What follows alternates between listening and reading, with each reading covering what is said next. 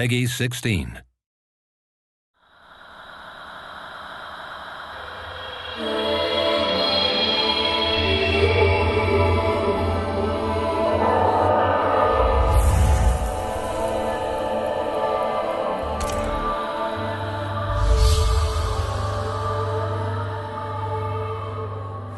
We, as a studio, we always use performance capture in all our games. It's a technique that we pioneered in games with our last game. So on Enslaved, we're working with House of Moves to do the performance capture. This is my first mocap experience. Yeah, it's awesome. I did work with Andy on his last project. We've both got a kind of background in physical theatre, which is the kind of theatre where you don't have many props and the actors try and create everything in the imagination of the audience. Performance capture really needs to be clarified. It needs to be explained to people. It's becoming a huge part of the industry. What it involves is bringing actors into a studio, motion capture studio, where we mark them up all on their body and on their faces. They have mics on their heads as well, and they basically perform totally naturally, just like any other actor would in a movie or in a TV show. Okay, I need a few minutes to get this open. You keep watch, make sure no one sees us. We had 3 days of rehearsal before we started any kind of actual capturing, where Tamim and Andy and I got to sit down and really plot out from the beginning each scene. Monkey! Yeah. We got one problem. Yeah, what's that? It's a license to have fun, to create as part of an ensemble. Admittedly, quite a small ensemble, but you know that you're creating an imaginary event. Are they mechs? So these are mechs, not slaves that are coming to attack? Yeah, the mechs. We're reaching a point now where people are beginning to understand there's a necessity, there's a human need in having storytelling impact in gaming in a big way.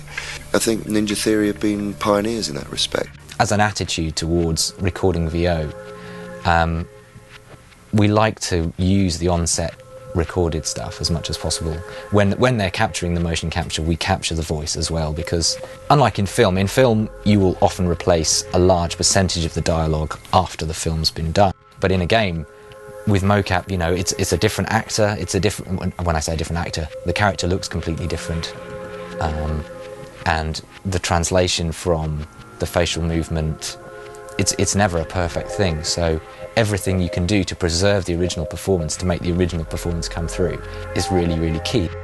And that sort of made us think about how we record the rest of the VO that isn't for the cutscenes. You're really worried about Monkey damaging stuff because he's shooting stuff. Okay, stand by. And we're rolling. Looks like the first anchor point is down these tunnels. I need you with me, Monkey. Get up here. Please. Monkey, there's a route up. I've coded the dragonfly to lead the way. All you have to do is follow it. Sure.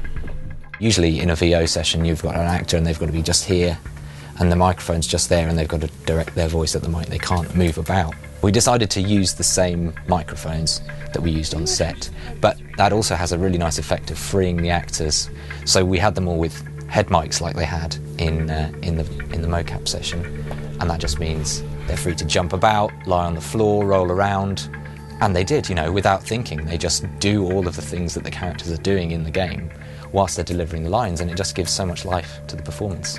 Whoa! Let me disable the security systems. Yeah, sounds like we're gonna have a bit of mech action in here pretty soon.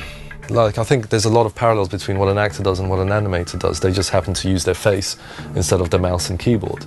At the same time, there's people like me that are basically making sure that the technology and everything is all kind of working and going to be ready for them.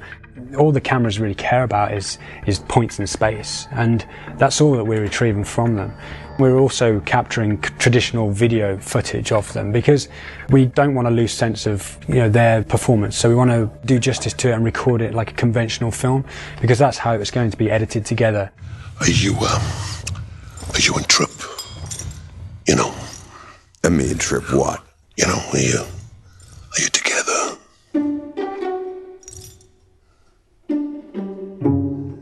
Trip enslaved me. And if I don't do what she says, she causes me a lot of pain. And if I still don't do what she says, she kills me. All right. And if you do it right, it draws you totally in and you totally believe that character's real. I'm not the kind of guy to go muscling in. Pixie. She can hear every word we say.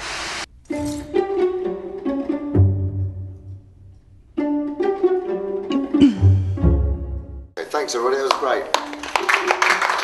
I think it went pretty well. I mean, and that was the highlight of my day. You know what I mean?